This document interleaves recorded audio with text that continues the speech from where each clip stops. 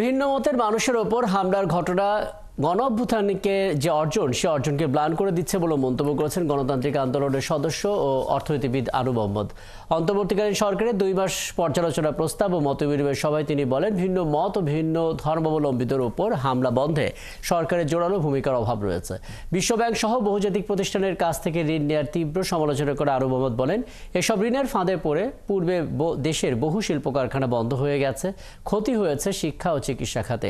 CPB সভাপতি মুজাহিদুল ইসলাম সেলিম বলেন, সংবিধান সংশোধন করা এই সরকারের কাজ নয়, যেসব সংস্কার প্রয়োজন তার রোডম্যাপ ঘোষণা করে দ্রুত কাজ শুরু করার পরামর্শ দেন তিনি।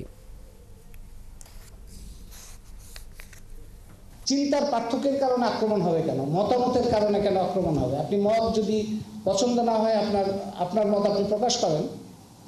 মতের উত্তর যে মত দিয়ে হবে, কথার উত্তর কথা দিয়ে হবে, চিন্তার উত্তর চিন্তা দিয়ে হবে। এটি তো আমাদের লড়াইয়ের মূল বিষয়বস্তু ছিল।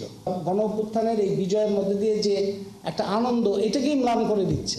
আনন্দের বদলে মানুষের মধ্যে ভীতি আসছে। এটা কি একটা ভয়ঙ্কর কথা না? কেন যেখানে আনন্দ হবে, আশাকাঙ্ক্ষা, প্রত্যাশা, সেটাকে বাড়ি দিচ্ছে, সেটার উপরে আঘাত আসছে সমস্ত কিছু দুর্বৃত্তের কারণে।